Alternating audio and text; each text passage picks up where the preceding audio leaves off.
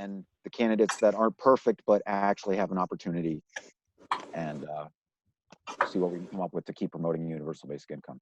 Thanks. So Brian, can I chime in on that? Yeah, you go first. You go first. Okay, thank you. So Brian, yes, you're absolutely right. I've very little chance of winning. But one part of this campaign, one of the reasons of doing this, is to spread the messages on ideas I feel are important. I have about 5 of them, with another few thrown in, but basic income is definitely one of those. So if I can get this into people's consciousness, and it's a factor in a race where someone, whether me or someone else, can win next time around, then I feel I will have accomplished something. So absolutely, third parties are great for getting new ideas out there, because third parties can be driven by principle, but as a practical matter, they don't move the needle very much. I'm probably not going to win, but I also don't have to win, so I can say whatever needs to be said, and that's part of what this campaign is going to be about. So. Yeah, so I don't remember if it was an article written by the Income Movement or a different organization supporting UBI, but it was talking about how if you have like multiple candidates in a primary who are supporting UBI, how we don't want to ask one of those candidates to drop out, because that taints the image of what we're trying to do. We're really focused on this idea of UBI. And we wanted to see it as a positive movement and inclusive and to try to grow. And I guess kind of the simplest analogy is it's a war of ideas, and we're going to lose some battles, but we need to be focused on the war. And even if like this idea of like, well, you drop out so that I can win is not how we achieve this. And I understand looking at candidate viability in terms of backing with money. I think that's reasonable. That's what political action committees do, is they say it's like, we want somebody who matches and somebody who seems viable. I think that's fair. But in terms of just a straight, if we're not backing that endorsement with money, I think it's totally reasonable to back any candidate who is pushing the ideas of universal basic income, because that's what the focus of the income movement is. So, I mean, Booker and Breuer were running for like almost 12 months. So to go out, like, you've campaigned, you've gotten a lot of voters, you've inspired a lot of people, you've gotten your message out. There's no like failure in closing out and just saying like, you know, I am going to support this candidate because, you know, look what happened with like the Black Lives Matter movement, and Booker surged, and you like, you know, it's his time. It's his time for this African-American senator, you know, from the state to go on and represent U.S. Senate. Like, and that's what you do when you drop out. It's like you become a teammate and not an opponent.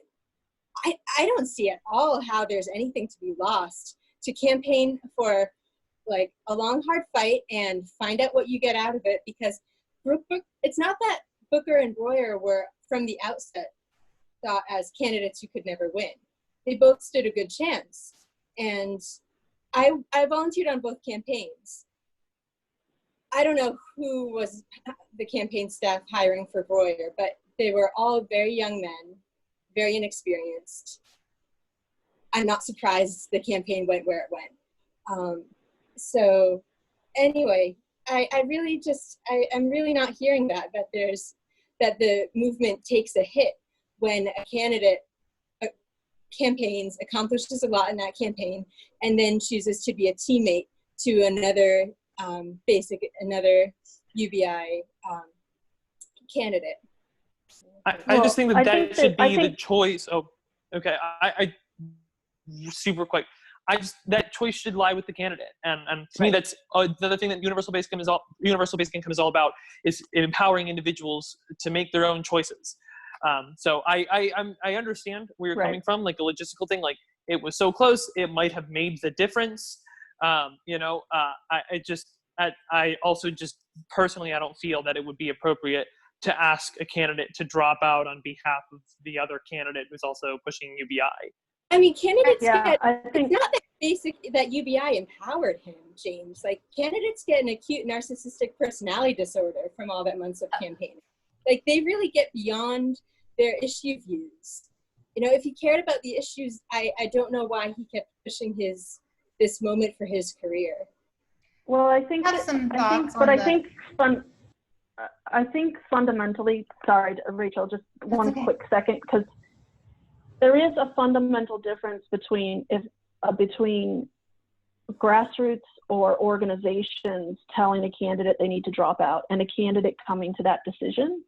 And I think that's what James is speaking to. Like, we may all, you know, people in Kentucky may have been like, okay, there's a moment here, and it's time for Breuer to step down. But if Breuer doesn't want to step down, like, how do we as a grassroots community make space for that, where it doesn't be, where what we're demonstrating to the broader community and the broader movement, that there's space for more than one UBI candidate in a race, and for those candidates to make their own decisions, feels like just a slight kind of different approach strategically, and also from a kind of philosophical or cultural perspective that I'm kind of just hearing the difference between kind of James and Colleen. But Rachel, I want to hand it over to you. I mean, I have some questions about this, that whenever people are talking about the Booker versus Breuer thing, I'm always wondering, do we know that Breuer would choose to endorse Booker? I haven't followed it close enough to know. Maybe he would rather have McGrath. I mean, he said that his priority was to beat Mitch McConnell, right? Maybe he thinks McGrath has a better chance than Booker. I don't know about that one. Maybe somebody knows the answer to that. But something that I think we really don't know is what the voters who voted for him would have chosen. We automatically see the similarity between Booker and Breuer on UBI and on progressive platform, but maybe they would see more in common between Breuer and McGrath because they're both military or something like that. Yeah, and I think we can't assume that all those votes would have gone to Booker anyways. It is presumptuous of us to think one way or another on that, for sure. I mean, even if you look at all of us Yang supporters, we have different ideas about who we want to vote for president moving forward. So it is definitely not a given that it would go one way or another as far as an automatic handoff of votes. But as a movement, and we see a situation like that coming up in the future, what's more important, to let everybody do what they want, or do we put our energy saying, listen, if we all get behind this guy and can convince people in the state to, maybe we can't, let's just take Breuer and Booker as an example. Maybe we don't, we can't force Breuer to drop out, but if we, could we as a movement have pushed for one candidate that seems to be winning? Maybe we would have a senator who's pro-UBI in 2021. I guess that's the decision there. Is it more important to have somebody that's viable? He was very viable. If those votes in Kentucky did go to Breuer, he would have won. And who knows, maybe if Breuer campaigned with Booker together on that platform, who knows? We don't know. We don't know what the citizens of Kentucky would have done. But as a movement, would we want to, just okay, you feel like you keep on running, okay, or do we try to influence? Yeah. Well, and I think, go ahead, Colleen. Was an ask ever made? Because we're having this conversation, it's like, well, if a candidate doesn't drop out, how do we incorporate that into the movement? But we're not asking, how do we make an ask about a candidate? We don't need to use the word drop out, but we can use to get behind, to unify. And I, to my knowledge, the ask wasn't made. I started a change.org petition. I sent it to both campaigns. So I wanted someone to make the ask. But even just to talk about how do you make that ask and make it so that it's not this like zero-sum game where when you enter a race, you run to win. And you wait until the votes are cast to, admit if you won or not. Yeah. And back to you, Stacey. Thanks. No, yeah. I think there's two things that I'm hearing kind of come up in this conversation, and I think that they're both worth kind of diving into. And then if there's other things, we can add it to it. But so there's two things that I'm hearing a lot from this conversation. One the language keeps getting used about the movement. And the movement, it feels like, at least from the conversation right now, is that it's a monolith movement, in that we all in the movement can get together and make a decision about the movement and who's going to get supported. And I'm wondering if that's how everybody's feeling about it. If that is, if from everybody's perspective, the goal of this movement is that we're always unified and that we do bring people together and influence all of these things in a very kind of focused and consistent across the movement perspective. So I had a question about the movement itself. Like, what is the actual movement? Are we just talking about UBI, or are we talking about a populist movement in general? So I feel like when we're talking about whether we should ask certain candidates to drop out for the movement, my question is, what does that matter? You know, because this is a local race. You know, it's about the voters in the state. So who's going to care if one organization or another in the UBI community endorses or unendorses one candidate over another? So part of that is like, how is this organization even relevant to the voters in Kentucky? So that's one question. So in terms of like getting people elected, I feel like that should be very, very local. I feel like the main power of having a larger movement is to consolidate resources and fundraising and getting the conversation going. But in terms of UBI as a movement, I feel like we need to be connected with other movements. It's because the problem with UBI, it seems so niche, and people talk about UBI, like people who support UBI, as trying to make it like a panacea to all of society's problems, and that is not the case. UBI is a part of a larger movement. So I feel like instead of talking about the UBI movement, we should be talking about the larger movement, like even larger than UBI. I think it wasn't seen as a local race because Mitch McConnell controls a whole branch of the government. So, yeah, but the nation isn't voting there, though. What? The nation isn't voting there, so we still have to think about the voters in Kentucky. We can't just think about it. Yeah, it has national impact, absolutely. Like every congressional race has a national impact, but right. It's still all about the voters in Kentucky and what they care about. Right. So, well, that's where, I mean, Amy McGrath had the whole national DNC supporting her. She had funds pouring in from every state. So, from people supporting a grassroots candidate, we had to compete with that. So we were also fielding volunteers from all of the states because it was established that this is a national, this is a race being fought on national turf. It is a Kentucky Senate race, but it just wasn't being run that way. And a lot of Senate and they're races, asking, sorry, I was just going to say we're also being asked to do phone banking from across the country to support certain candidates.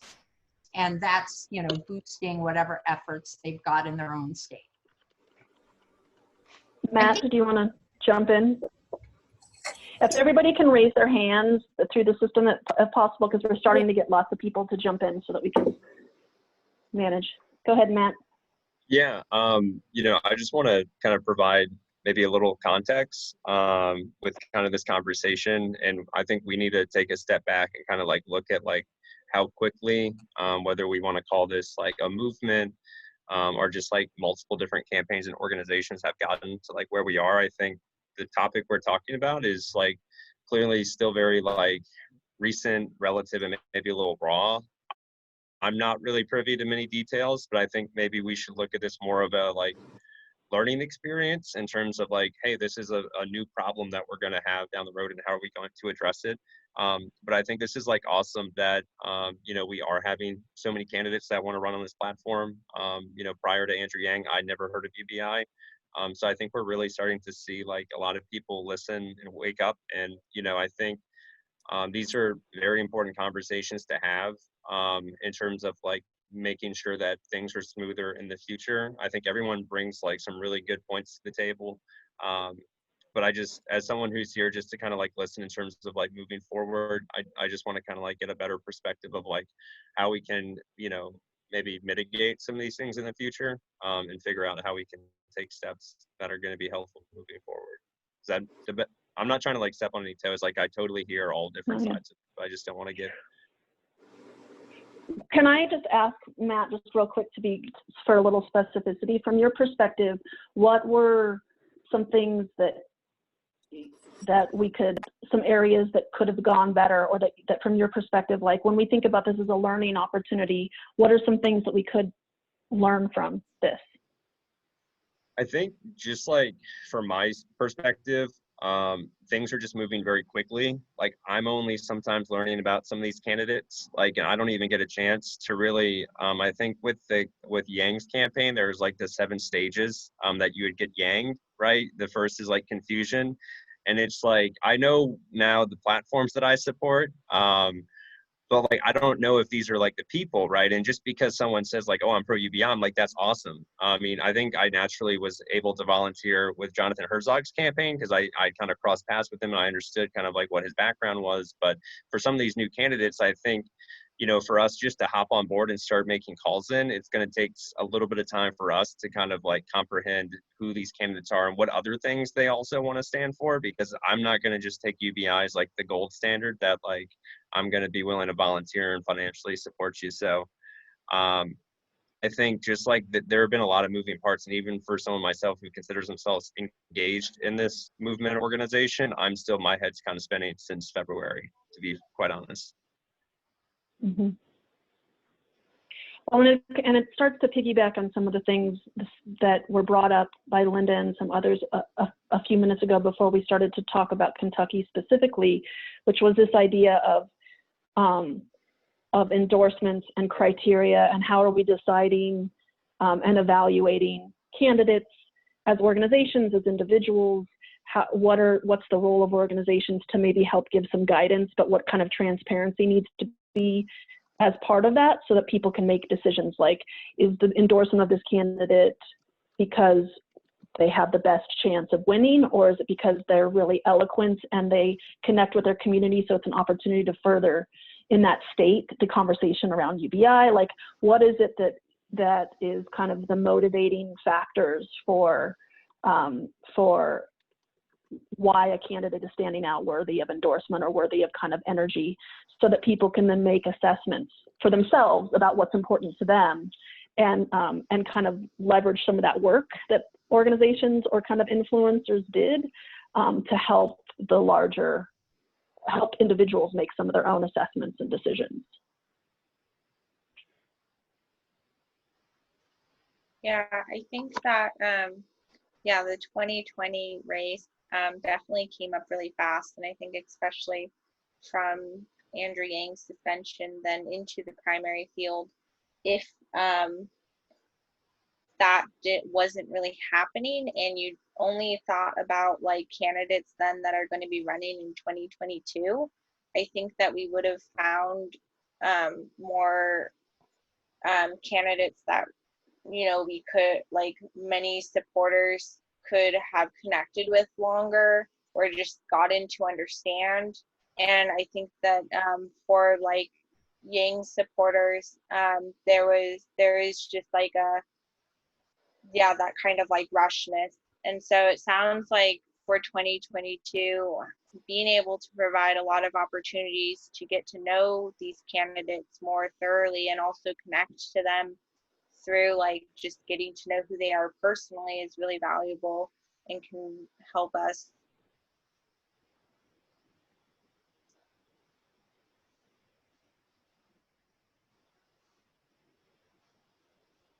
Paige, you wrote in the chat here the idea that the movement from your perspective is so diverse, so the idea of helping people make their own choices as being kind of a driving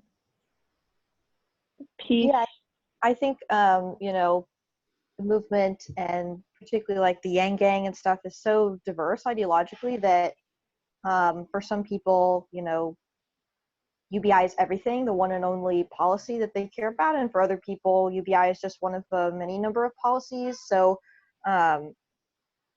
allowing people to, like, making the data most easily available to people, you you know, maybe via like a candidate scorecard. We're kind of working on something like that in New York that has UBI, but also like democracy dollars or other policies that like we personally find important.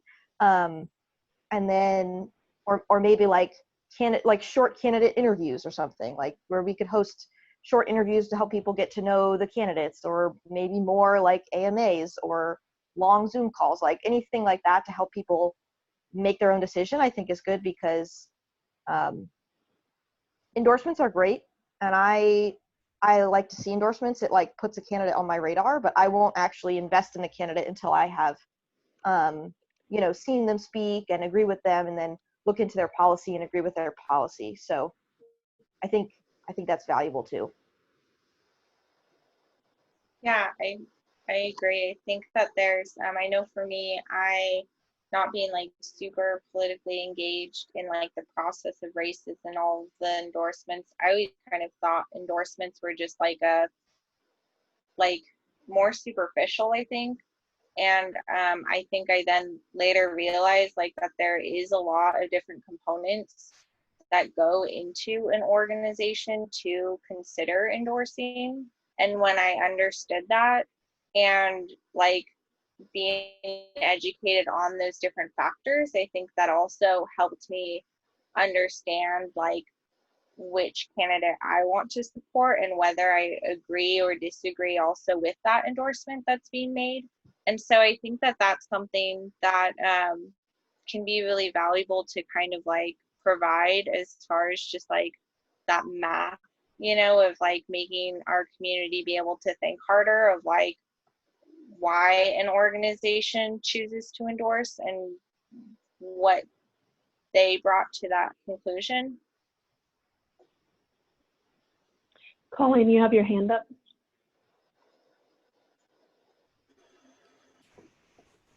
Yeah. I'm in comms at HFM, Humanity First Movement. So I lead the comms department, and we put out the CTAs on social media. We create the CTAs. We come up with, you know, a tweet's length of why to motivate someone to come see a candidate, and we pick out, you know, whatever little like news clips or something that would help them to learn about the candidate and get motivated for them. And that's been the hardest thing to do, because we're campaigning for 19 candidates in 4 months. And this is just such a fast pivot. And like, some of us have like other jobs and stuff we do. We can't just dive in and learn about the candidate. So what I think is, for these grassroots movements, as we're talking about getting to know the candidates' issues and care about them, for these grassroots organizations, I think content creation is a really, really important area, especially to start early, because candidates are interested in running way before people are talking about the primary, and get them into like that Yang roundtable, like these DIY podcasts that people do. Get a good interview of them. I listened to a podcast for Donna Imam, who her election is the 14th, her primary is the 14th, and she's a Humanity Forward UBI candidate. And it was a really disappointing podcast. There was no charisma there. It was just rote talking points. And that just doesn't, I don't know how I'm going to pull up phone bankers with material like that. So yeah, that's just a takeaway from that, is create content, good content, early content. Give tips on charisma and presentation if you're working closely with someone as a, you know, campaign volunteer. Yeah, so that check. Brian, you had your hand up? I did. Actually, Colleen covered a lot of the things that I wanted to say. That's good advice on how to motivate campaigns and creating content. And but yeah, I think endorsements don't necessarily make a difference to the average person, the average voter, but hopefully income movements, endorsements can help direct activists to places where they could be the most effective at actually getting UBI implemented as soon as possible. So thanks again for the invitation to this meeting. Yeah, and I think that one of the things that, I mean, our goal, from our perspective, what's going to happen, if we're to be successful, what's going to happen more and more is that we're going to have more and more races where there's multiple candidates running that support UBI. It's just like Medicare for all right now. Like in the Democratic primary, in some of these primaries, you have 6 candidates who support Medicare for all. If UBI grows as an idea and spreads the way that we think it will and that it should, we're going to come up against that over and over again, especially if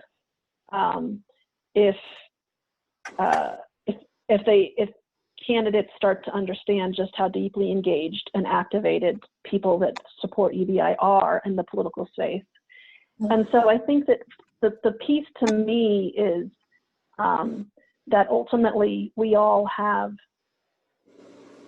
everybody on this call has kind of an equal space to participate and help define is like, what do we actually do? And I think it's why, Breuer and Booker, that race was created such kind of animated conversation here, is because it's the only race in 2020 where we had that, where we had to confront that reality and confront, and it's also a race where 2 organizations endorsed different candidates also. So like Income Movement endorsed Booker and Humanity Forward endorsed Breuer. And certainly on our side, there was a lot of tension around that for like, how do we, and our organizations we talked a lot about those endorsements, and we were all on the same page of understanding why the endorsements were happening and all of that kind of stuff. So there was no tension between the organizations, but how that kind of manifested in the community and what those endorsements meant to different people and very vocal people in the community, as far as like, I know that some of what has been talked about in the chat is that endorsements aren't the end all be all, and I think that's true. And I think for a certain percentage of our community, they're actually really, really important. And for some of the most vocal people, they're really, really important. So how do we, as a community, want to navigate that? And what do we think is important?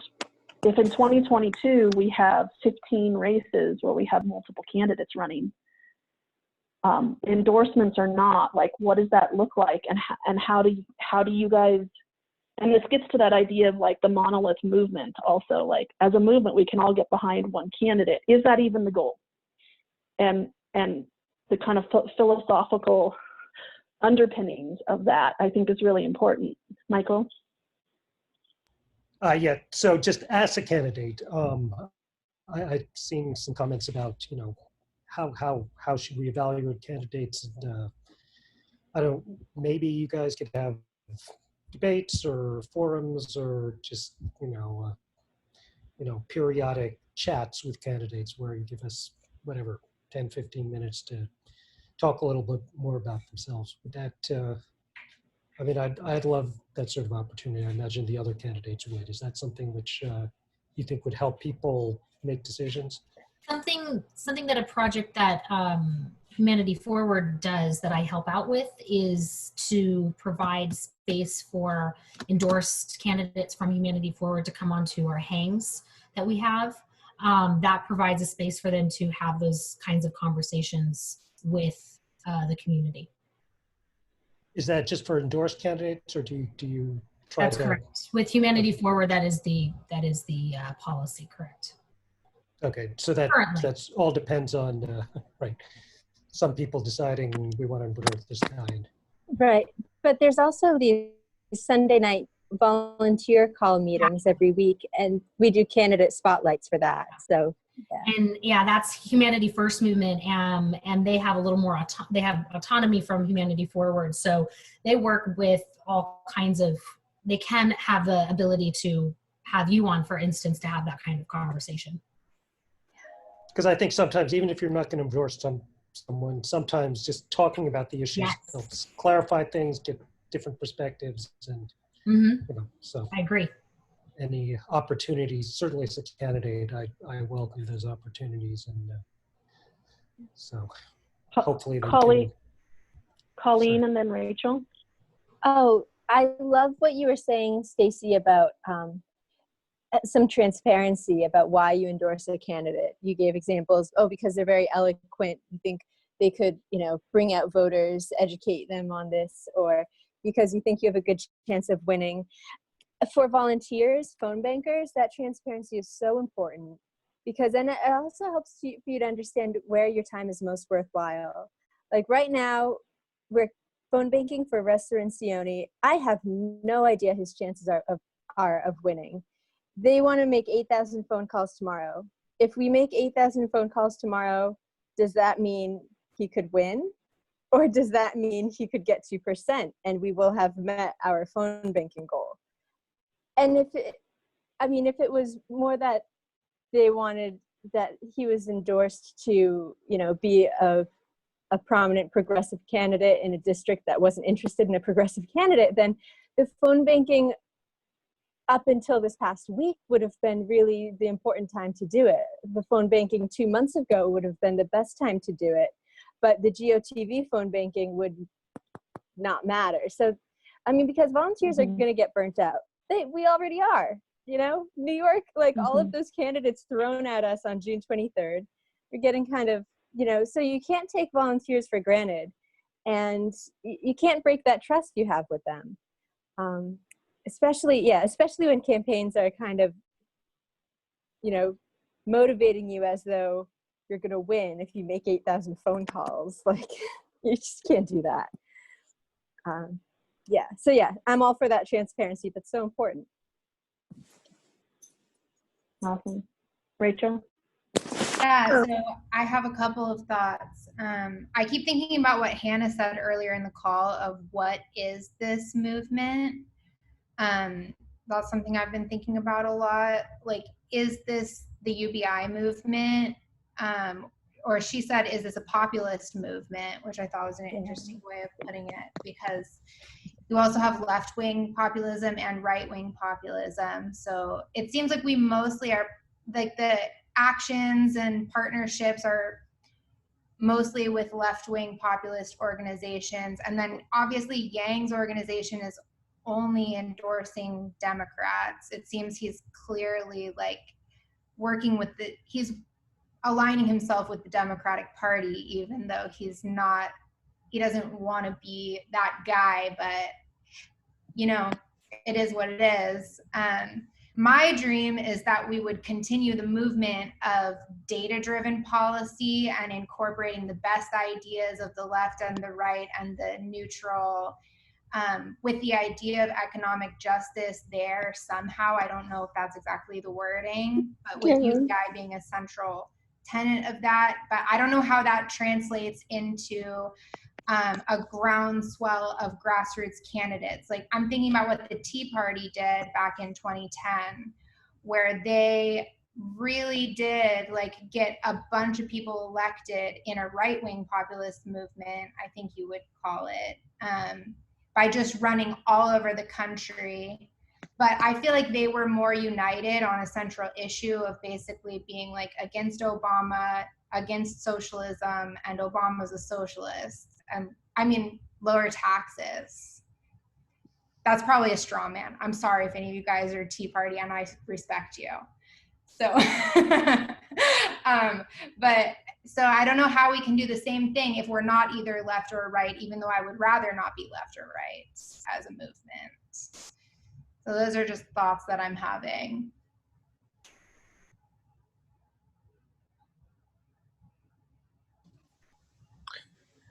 May I go? This is a really good point about. I think we keep kind of going back and forth on this. Should we be focused on UBI, or should we be focused on a broader range of progressive issues with UBI at its center? And I think just a vote is kind of what we need to do. I'm not in charge of any of this, but sending out an email or two and saying, hey, we're trying to figure out exactly what the mission statement of the income movement is. Here are a couple ideas. Vote on your 1 or 2 or 3 favorites, and then see what the scores are, right? Make the data-driven approach. The people who are already members, the people who care about universal basic income, and whether we want to be really focused on UBI or we want to be focused on progressive issues as a whole. So we just have, I think it just gives us a better idea of the collective consensus. I think that, so I think there's a couple of things. One is most of the people that are on this call are Yang Gang or had relationships with Andrew's campaign. And the one thing that I would say is the movement for basic income or guaranteed income is significantly broader than this group. And it's also, and for some groups that work has been happening for a long, long time, years and years and years. And for some of the organizations that have been working in that space, they are working, like Poor People's Campaign, I would say, is kind of a broader progressive movement, of which guaranteed income is one. There's organizations that are doing that work for sure. Movement for Black Lives and the BLM organization has had guaranteed income on their roadmap for the last 3 years as part of their 5-year plan and lists of demands. And I bring those up more because I think that the idea of doing an assessment or an evaluation of the movement or the community becomes really hard because it's incredibly diverse.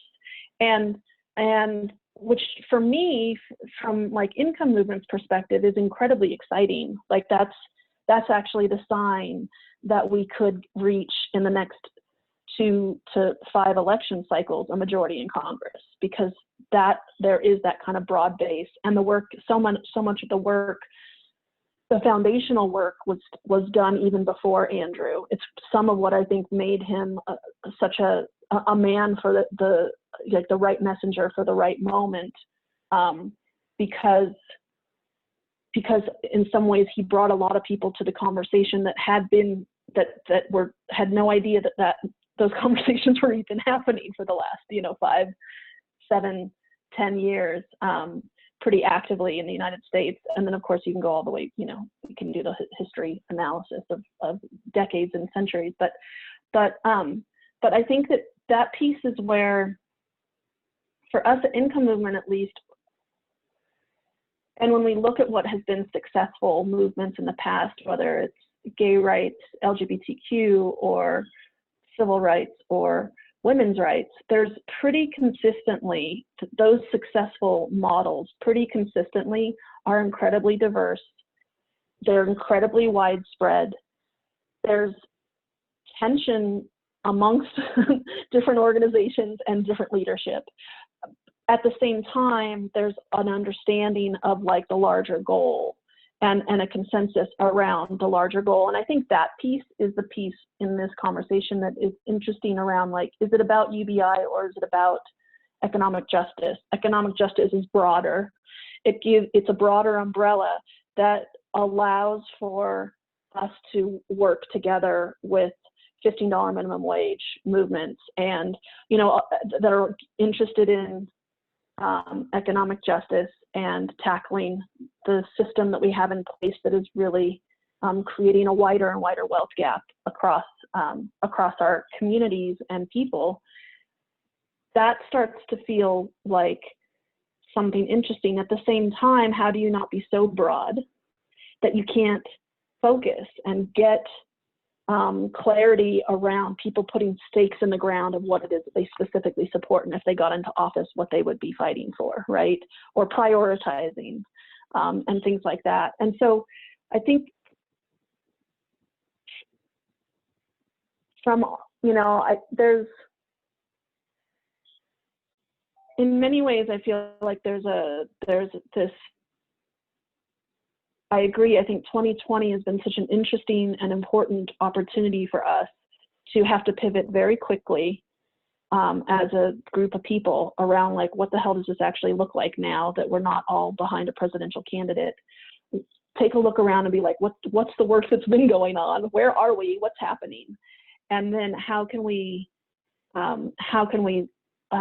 support all the work that already exists and leverage all of our enthusiasm and passion for this topic or this issue and bring it into real political change in each election cycle and get closer and closer to that majority.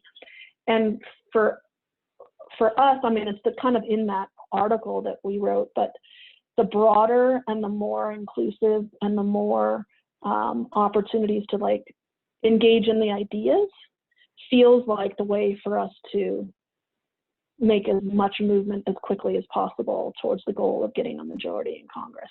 So that organizations' jobs is really just to give more information, to help do some of the work, to get so that people that are busy and, you know, don't have to do all the work, but can be given a lot of the first kind of filtered process and that information to help empower people to make the decisions of what makes sense for these kind of common goals.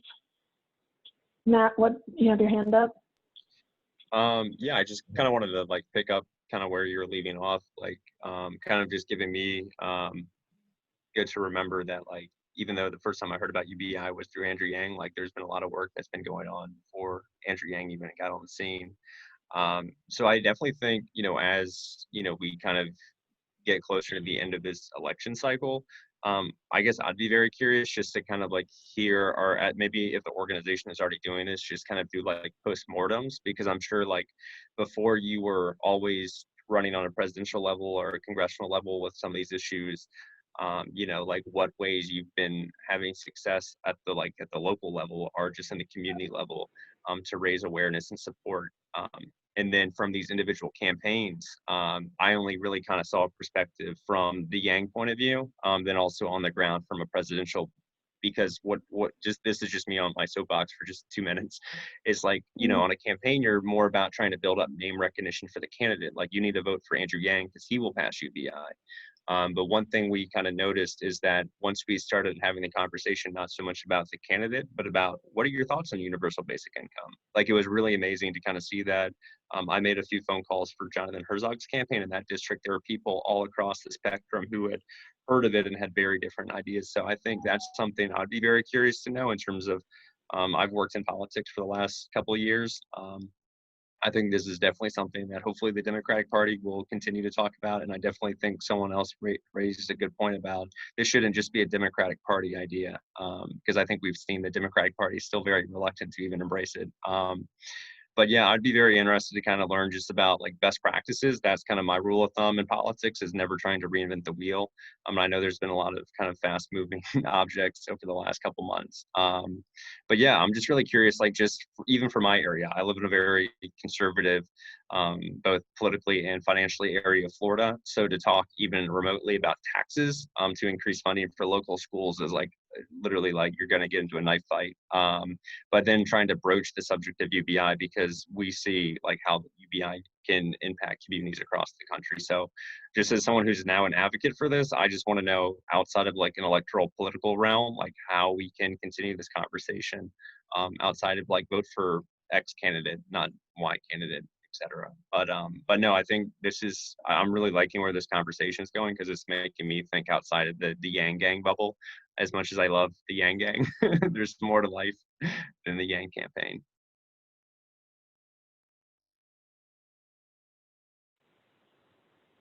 Thanks, Matt. Any other kind of thoughts? We've obviously gone a little bit over, but it's been a really great conversation, so we wanted to give space for that. And obviously this is the first conversation, and so I think to your point, Matt,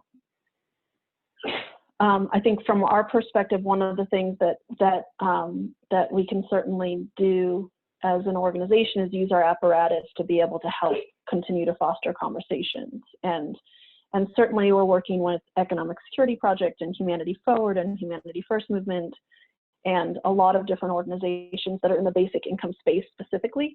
And I think the idea of continuing to have some of these really important conversations leading up to November, but also after November, to be able to talk about like where are we as a coalition, and what are the kind of best practices that came out of this election cycle, and how can we make sure that that we're leveraging that for 2022 and moving forward, so that we're everything is additive and growing rather than kind of spinning out or putting a lot of energy into the same things each election cycle. Like, I think it's going to be really important for us to and I think those are the things that we can provide, that organizations can provide easier than is really just like, let's provide a platform for people to start having those conversations. So any other thoughts or pieces that you want to make sure we talk about here?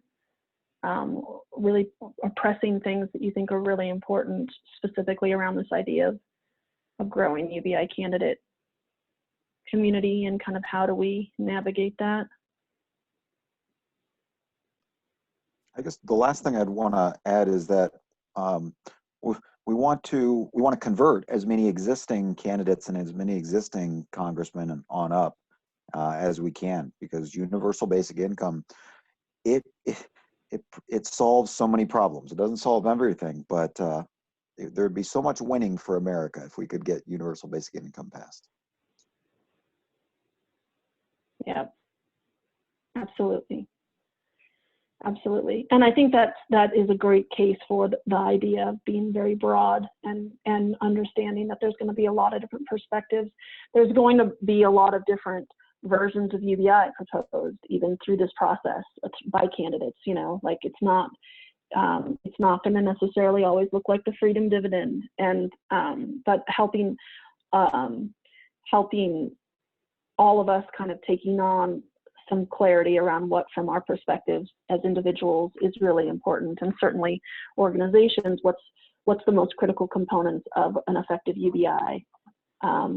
Getting clarity around that and having that actually help feed and inform endorsements or inform kind of candidates that are worth energy and time from a volunteer perspective or what have you, I think is going to become more and more important, I think, because there's so many different ways that you could think about UBI, and both from a funding mechanism as well as, does it stack on top of or replace social safety net? Does it, like how it actually functions in our society can have a profound effect on whether or not it is accomplishing whatever your goal is, whatever you're bringing to like the goal of UBI, and lots of people have different perspectives on what the goal is. For some people, the goal is to replace the social safety net, like very directly, and that doesn't necessarily mean that they're not going to help get UBI passed when they get into Congress, but also understanding, like, as individuals and organizations, if that aligns with the kind of philosophy or kind of fundamental foundations for UBI. I think those are the kinds of things that we're going to grapple more and more with as we get this kind of broader set of candidates and a broader base, kind of coalition of the community. So I think it's going to become, in some ways, with that diversity comes more complexity, but is also kind of a sign of it, of the community thriving and growing, which is the difficult part, but also the joy and beauty of it as well. Okay, well, I'm going to go ahead. We're recording this. I'll share it. We'll share it across our the Slacks that we have access to, which is Income Movements and Humanity First Movements. We'll post links to that. We'll probably also post a link on some of our social media, just so that you can share it any which way you can get access to it. If you have friends or people in your community that wanted to attend, or that there was something here that might be interesting that you want to share with them. And I think as we continue to move forward, I think having more of these conversations is really great. And so we'll work with kind of the organizations that we are building coalitions with, and open this kind of dialogue up to a larger and larger set of people as we move forward, so that we can hear a little bit more firsthand from people who maybe don't fall into the Yang Gang category, but are really passionate about this as well, to grow our understanding. Thanks so much, you guys. Really appreciate it, and looking forward to next phase of the elections. And this summer is going to be kind of crazy. I hope everybody takes care of themselves, paces themselves, and has as much fun as possible with social distancing and staying at home and trying to still be part of this this kind of crazy political year. But really appreciate you guys, and hope to see you again soon. Take care. Bye-bye.